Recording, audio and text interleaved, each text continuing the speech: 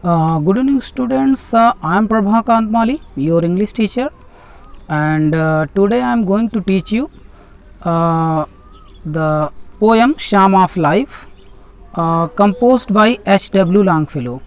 So, students, this is a very fine poem, and in this poem, H.W. Longfellow tell us the real song of life.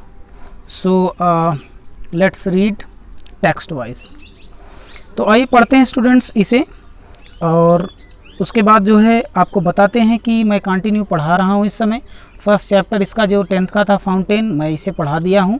आप मेरे previous video की list में जाकर के इसे देख सकते हैं। आज ये सेकंड चैप्टर मैं आपको पढ़ाने के लिए जा रहा हूँ, और इसी तरह कंटिन्यू कल और परसों यानी कि डे आफ्टर टुमारो आपकी पोइट्री समाप्त हो जाएगी, और उसके बाद फिर प्रोज सेक्शन उठाएंगे। तो चलिए पढ़ते हैं इसे। इसमें कवि ने बताया है कि हमारे जीवन का सच्चा उद्देश्य क्या होना चाहिए, या वास्तविक में हमारे जीवन का जो रियल सॉन्ग है वो क्या है। शाम का मतलब होता है गीत, द शाम ऑफ लाइफ, जीवन का वास्तविक गीत क्या है। तो चलिए बिना समय गंवाए हुए इसको स्टार्ट करते हैं। पोएट कहते हैं, H.W. लॉन्गफेलो कहते हैं कि लाइफ इज़ रियल, यानी कि जीवन वास्तविक है। लाइफ इज़ अर्नेस्ट, अर्नेस्ट का मतलब होता है यहाँ पर स्टूडेंट्स की सच्चा या दृढ़ या सिंसियर वगैरह, यानी कि जीवन आपका रियल है। लाइफ इज़ अर्नेस्ट, जीवन सच्चा है, जीवन वास्तविक है। एंड द ग्रेव, यहाँ पर ग्रेव का स्टूडेंट्स मतलब होता है कब्र, लेकिन यहाँ पर कब्र नहीं होगा बल्कि मृत्यु से है, यानी कि डेथ से रिलेटेड है। एंड द ग्रेव, और जो ग्रेव है यानी कि मृत्यु है, इज़ नॉट इट्स गोल, और हमारे जीवन का उद्देश्य केवल मरना ही नहीं है। आई मीन कि मतलब कि आप जीवन में यानी कि पैदा हुए इस संसार में और केवल मृत्यु हो जाना ही इसका उद्देश्य नहीं, बल्कि आपको मरने से पहले बहुत कुछ करना होता है।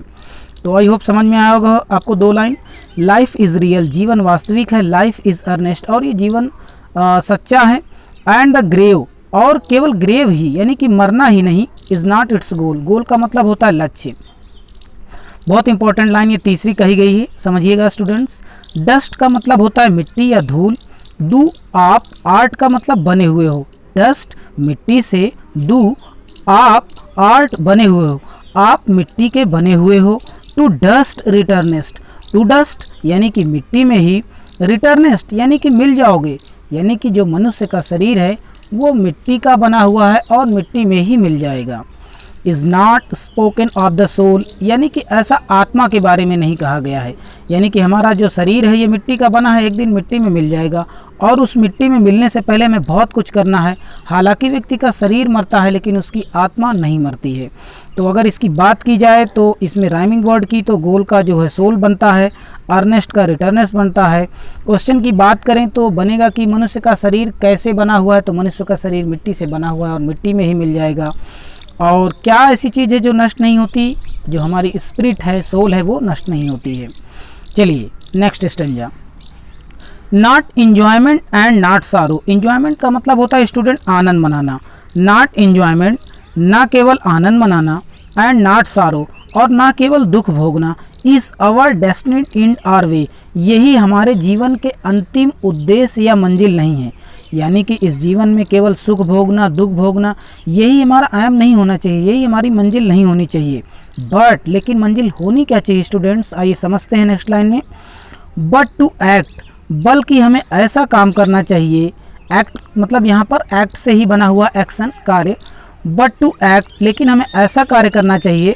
दैट ईच टुमारो, जिससे कि हमारा आने वाला जो कल है, यानी कि जो हमारा आने वाला कल है, ठीक है, जो हमारे आने वाला कल है, find us further than today, यानी कि आज से भी बेहतर हो सके, यानी कि आज की गई मेहनत आपको भविष्य में अच्छा बनाएगी। चलिए next. In the words broad field of battle, in the words, ये जो संसार है, ये जो दुनिया है, broad field of battle, students broad का मतलब होता है विशाल, काफ़ी ह्यूज। तो ये जो संसार है ये क्या है, बहुत ही विशाल। Field of battle, field of battle का मतलब होता है कि युद्ध का मैदान, यानी कि बैटल का मतलब होता है युद्ध, यानी कि ये जो संसार है वो युद्ध के समान है, यानी युद्ध का मैदान है। और उसमें जो हमारा जीवन है, इन द बिवैक ऑफ लाइफ, बिवैक का मतलब होता है टेम्परेरी शेल्टर, यानी अस्थायी पड़ाव, और उसमें जो हमारा जीवन है ये एक अस्थायी पड़ाव है।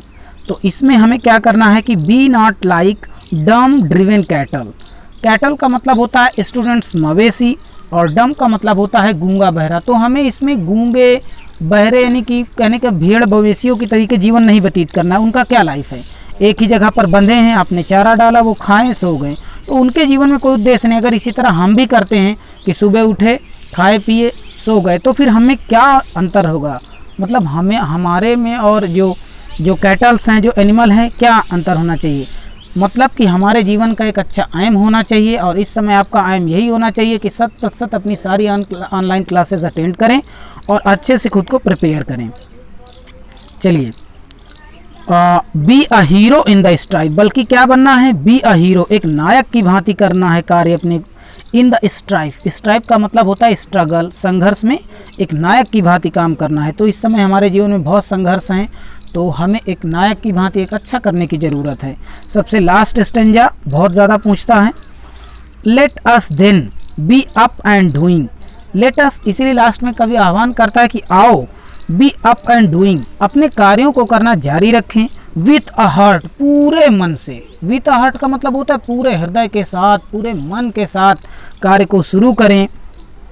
फॉर एनी फेट, फेट का मतलब होता है भाग्य, लक का मतलब होता है भाग्य, फॉर्चून का मतलब होता है भाग्य, डेस्टिनी का मतलब होता है भाग्य। ये बहुत सारी मीनिंग मैंने आपको भाग्य की बताई, यहाँ पर फेट का मतलब है भाग्य। तो विथ अ हार्ट यानी पूरे मन से काम करें, पूरे हृदय से काम करें। फॉर एनी फेट यानी भाग्य की चिंता किए हुए, यानी कि आपका फ्यूचर में क्या होगा इससे आपको नहीं देना, आप आज अच्छी मेहनत करिए। स्टिल अचीविंग, लगातार अपने लक्ष्यों को हासिल करें। स्टिल परस्यूइंग यानी कि लगातार अच्छाइयों को या जो भी अच्छी बातें समाज में मिलती हैं उनका आप अनुकरण करें, अनुसरण करें। लर्न टू लेबर, कार्य की महत्ता को जानें, श्रम की महत्ता को जानें। एंड टू वेट, बिना इंतजार किए हुए। तो आई होप बहुत अच्छे से आप लोग इसका जो है राइमिंग वर्ड फाइंड आउट कर लेंगे, बना लेंगे। और तो आप लोगों को आई होप ये पोएम बहुत अच्छी समझ में आई होगी। और एक बार अगर आपको नहीं समझ में आता तो एक बार इस वीडियो को और वॉच कर लीजिएगा, 101% आपको बहुत अच्छे से इसका समरी समझ में आ जाएगा। ठीक है, आपको कोई इसी में से आंसर आपको फाइंड आउट करके बोर्ड पेपर में लिखने होते हैं। ठीक है, तो आई होप आपको ये पोएम बहुत अच्छी लगी होगी। और नेक्स्ट वीडियो में हम मिलते हैं आपको जो है नई पोएम के साथ। और यदि आप फर्स्ट टाइम मेरे व्यूवर हैं तो please like, comment and subscribe my channel. Thank you, have a great day.